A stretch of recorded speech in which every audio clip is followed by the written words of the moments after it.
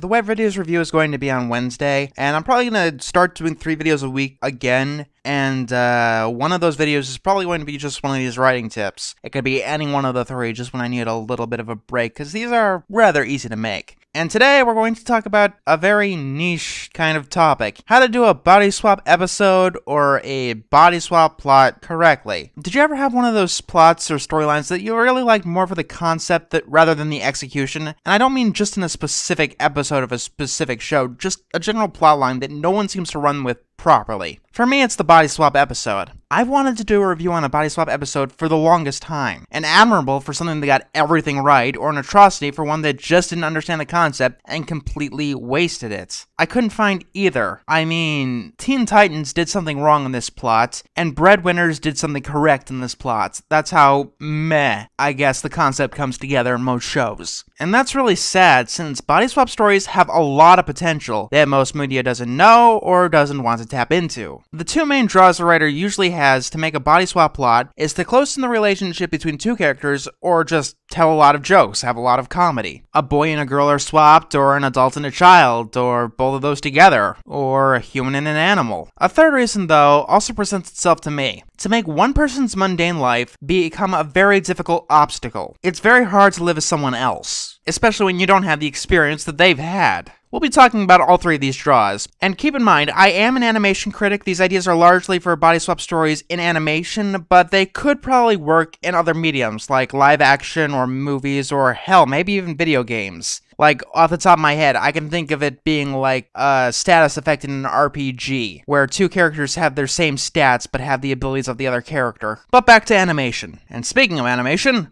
there's one problem that is unique to Bodyswap stories in cartoons that absolutely has to stop. It docks points immediately on your Bodyswap story and is totally groan-worthy. If you don't know by now, that problem is the voices. Jake, I don't understand what's happening. When I talk, I hear my own angelic voice, but it's coming out of your awkward and adolescent warped body. While I really like the Bodyswap trope, I do not like the voices are mental trope at all. What is essentially done is, let's use Gravity Falls for an example. Even though Dipper is in Mabel's body, he still has Dipper's voice. While it might on the surface seem as an improvement in terms of comedy, after all, how funny would it be if a guy's voice came out of a girl? It's sacrificing long-term for short-term, even in the terms of comedy. There is much more potential for jokes when it's absolutely impossible for someone to prove that they are not who they appear to be. Characters would have to be out of character stupid in order to continue thinking that there's nothing out of the ordinary with a girl having an insanely deeper voice. And if this change is just for the audience, once again, that's cheating. When you do this, your episode is harmed as a result, and the Bodyswap concept is not used to its fullest potential. Although there might be exceptions when you can get away with this. If person A has a special ability or power that takes years to master, and person B ends up in their body, that could render that ability unpredictable, if not useless, and that can become the conflict. It's not an excuse for the voices swapping, but it will mitigate the damage, let's call it. This is why Switch from the original Teen Titans is one of the best examples of the Bodyswap plot, even though they still get the voices wrong. Yes, I know the backstory behind it and I don't care. By the way, if you want to see boys vs. girls from Teen Titans go done right, Switched is by far the superior option.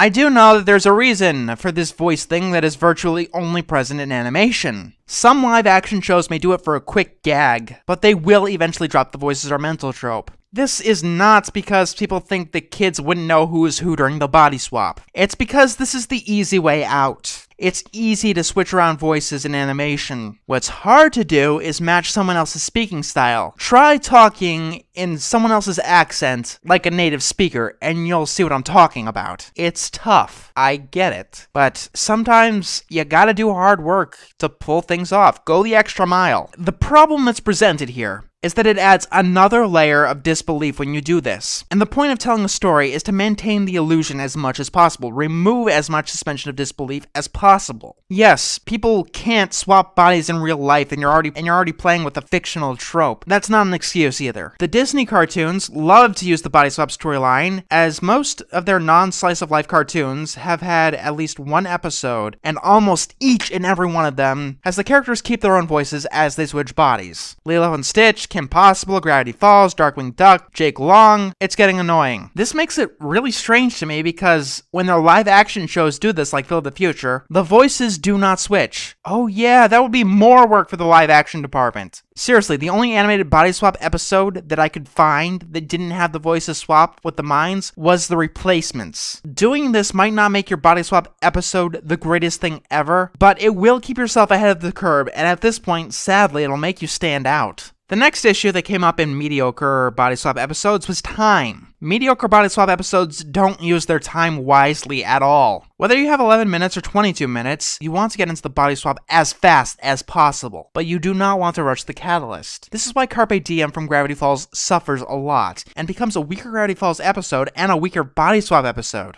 They spend so long establishing Dipper and Mabel's arguments and pieces of their life that once they finally do switch, we're halfway through the episode. It may seem you need to establish a lot, but you don't. On the contrary, there's Code Lyoko, who gets this step perfectly. In their 22-minute body swap episode, How Long Is It Until We're Hit with the Swap? The episode is called A Fine Mess. Odd switches bodies with Yumi 20 seconds in. They explain the catalyst with the bodies already swapped. While they still do the voice thing, it's a perfect example why you don't need to bog us down with the details. In Media Res is a good option for the story, but it's still not entirely necessary. Just get it over with quickly and deal with the problem later, if you know what I'm getting at. Chances are, we already know who these characters are, and we know how they contrast. We know how Dipper and Mabel contrast. One of the most important rules of storytelling is to start as late into the story as possible, and the second of being swapped seems to be that point. Literally, you could start an episode with two characters swapped and have them try to figure out why they're in each other's bodies. This obviously does not apply to movies where we don't know who the characters are. This is for standalone episodes. However, these are general problems and easy to get around. How your body swap episode lives or dies, 90% of the time, depends on how the characters contrast. There are two main ways to come up with a good swap: based on appearance or based on personality. Based on appearance is probably going to be the easier of the two, as long as you're comfortable with playing with stereotypes. By playing with stereotypes, you use them without pissing people off, essentially. These kind of stories are the boy swapping with the girl, the parent swapping with the child, the owner swapping with the pet, or some combination. The more different lives the characters lead, the better. Getting two characters leading roughly the same life is almost a death sentence unless their personalities contrast enough. Once again, we're looking at Carpe Diem. The personalities is like the jock swapping with the nerd, the goof-off swapping with the worker. You can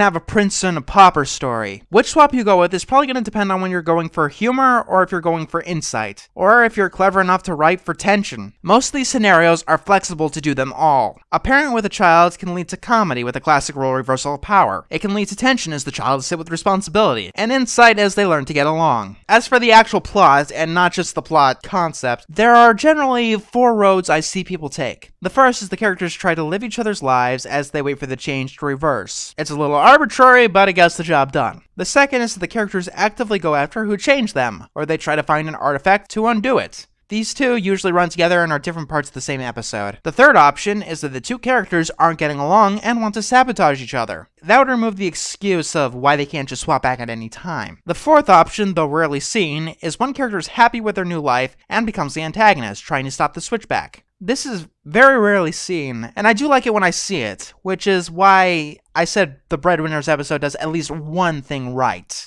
However, this is usually done with villains who want to stop the hero for good, but it could just work with an average Joe who is just high on the change. These ideas sound amazingly simple, right? It's not just me. Have an episode with two main characters with different lives or personalities, swap bodies, but do not keep their original voices within 2 minutes of screen time, and essentially have unfitting roles forced upon them. It's a really simple formula, but everyone seems to be missing that last one ingredient. I haven't seen a single episode that did each and every one of these things correct, at least in animation. Live action has an advantage because they never do the voices or mental trope. And yes, there are the series like Slice of Life ones that don't give themselves the possibilities to do a body swap episode at all. So, just I guess what we're trying to get here is, for the voices are a mental trope, and the setting up the catalyst quickly. Don't underestimate your audience. They can tell who is who. People are a lot more than their appearance. That's kind of what these episodes are meant to prove. And if you switch the voices, you kind of undermine that. The switching the bodies is usually done by an excuse, a MacGuffin.